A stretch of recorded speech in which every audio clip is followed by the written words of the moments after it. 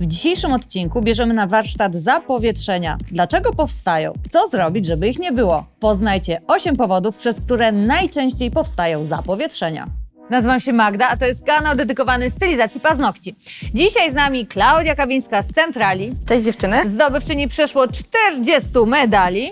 Dokładnie, już ich nawet nie liczę. Tyle ich było.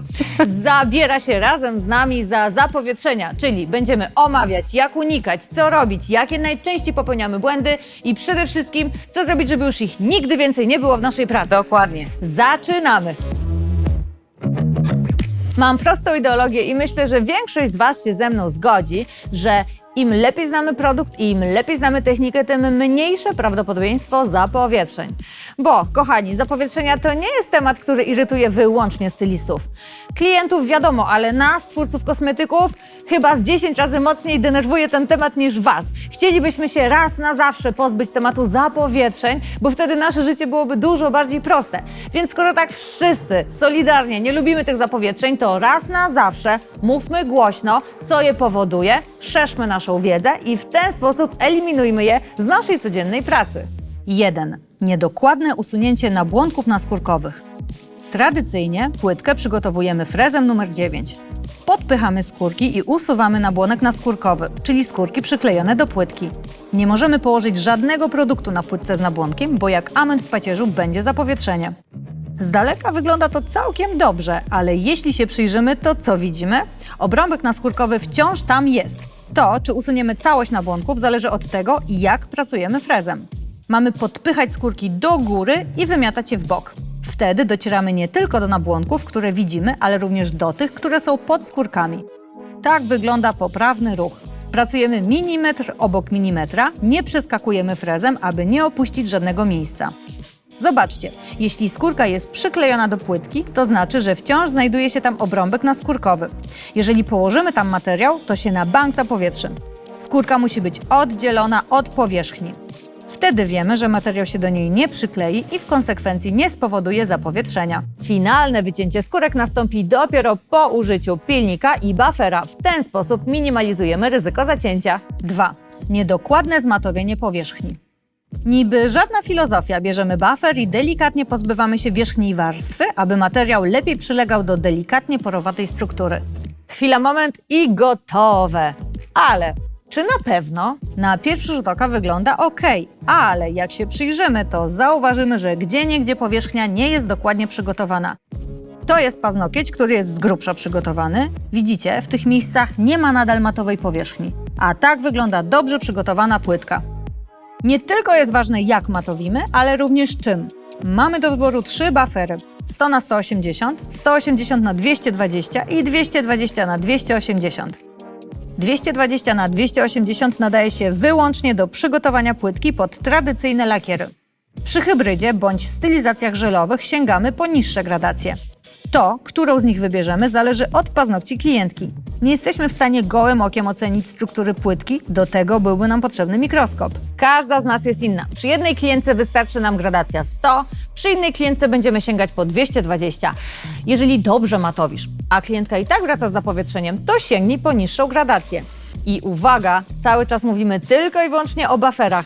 Nie używamy pilnika do matowienia naturalnej płytki, tylko buffery. Teraz nadajemy kształt płytce. Zwróćmy uwagę, aby pod paznokciami nie wystawały zadziory. Odpylamy powierzchnię. Wiemy, że nie będziemy już korzystać z pilnika ani z buffera, więc pozbywamy się skórek. Pora odtłuścić powierzchnię cleanerem. I tutaj kolejna ważna sprawa. Trzeba wybrać dobry cleaner. 3. Nieodpowiednio dobrany cleaner. Mamy 3 cleanery i każdy nadaje się do czegoś innego. Fioletowy służy do odtłuszczenia naturalnej płytki, na którą nałożymy primer, bazę i kolejne warstwy stylizacji. Wipe Off służy do przytarcia utwardzonej masy, np. przed opiłowaniem lub przed malowaniem zdobienia. Super Shine służy do odtłuszczenia i nadania połysku finalnej warstwie oraz nawilżenia skórek.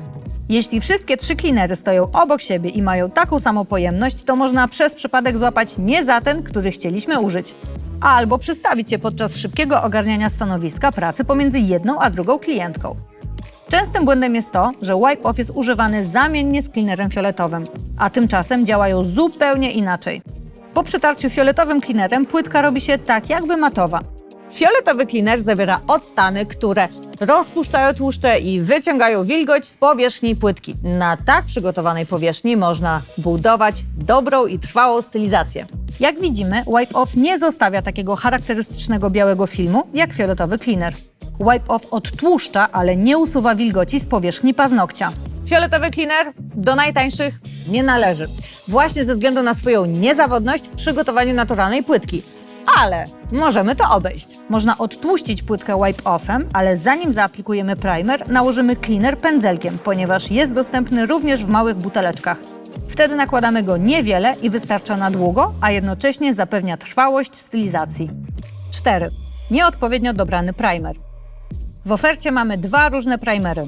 Czym się różnią? Bezkwasowy jest delikatniejszy. Ma on za zadanie stworzyć taśmę dwustronną, do której przyczepi się produkt, w naszym wypadku baza proteinowa. Przed aplikacją odsączamy pędzelek, aby nie nałożyć zbyt wiele produktu. Nakładamy primer jak lakier po całości długości płytki lub w przypadku odnowy tylko na odroście. Nie czekamy, aż produkt odparuje, bo się nie doczekamy. Primer bezkwasowy zostawia lepką, błyszczącą warstwę. Primer kwasowy jest bardziej agresywny. Działa jak mikroskopijny papier ścierny, pozostawiając mikroskopijne zakamarki w powierzchni paznokcia. Ponadto tworzy przyczepność fizykochemiczną pomiędzy powłoką zbudowanego paznokcia a naturalną płytką. Uwaga! Główny składnik Acid Primera to kwas metakrylowy, jest substancją, która narusza naskórek. Dlatego primer nakładamy w minimalnej ilości, punktowo i nie wolno nam dotknąć skórek. Czekamy, aż całkowicie wyparuje, około pół minuty.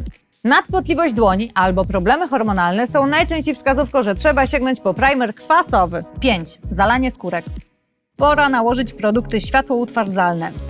Jeśli dotkniemy którymkolwiek produktem skórek, to po tygodniu będziemy mieć zapowietrzenia jak amen w pacierzu.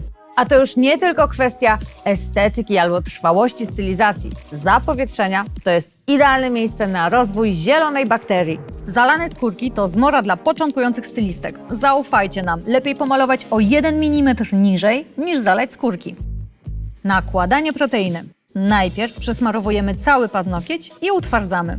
Dopiero w kolejnej warstwie możemy dołożyć więcej proteiny, aby paznokieć nadbudować lub wyrównać.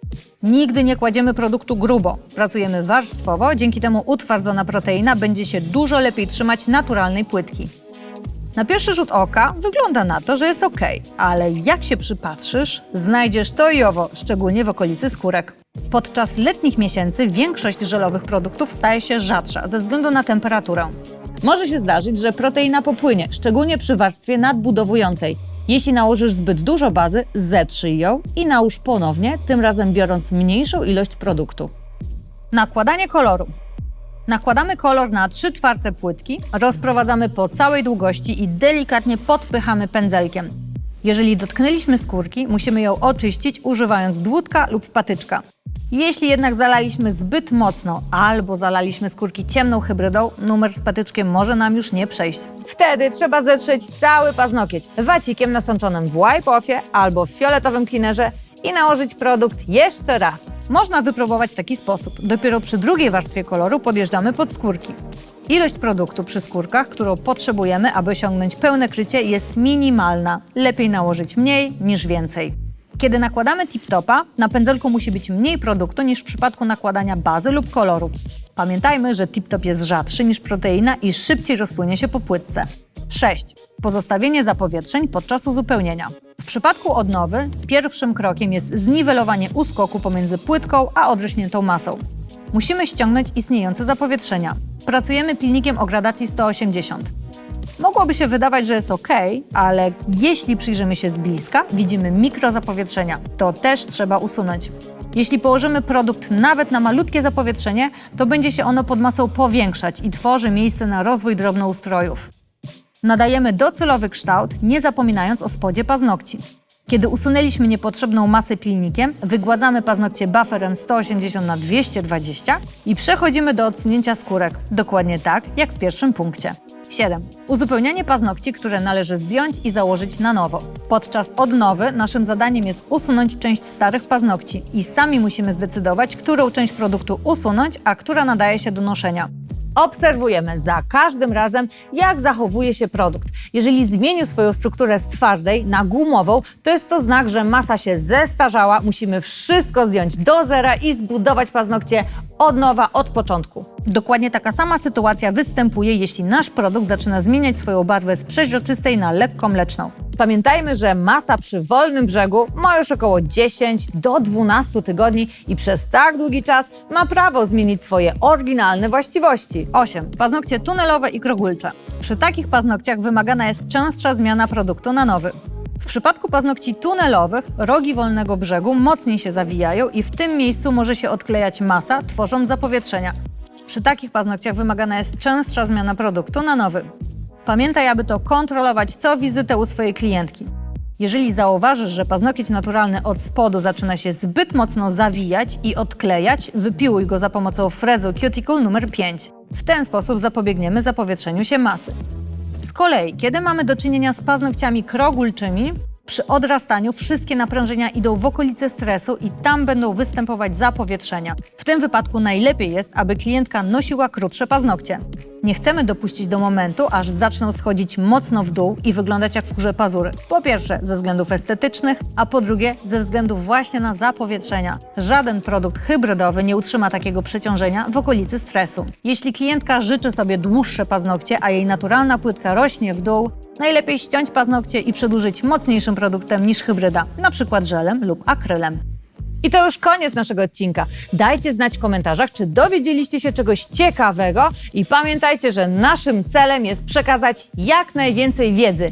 Im lepiej znacie produkty, tym łatwiej się na nich pracuje i tym przyjemniejsza jest nasza robota. Dzięki za uwagę. Cześć!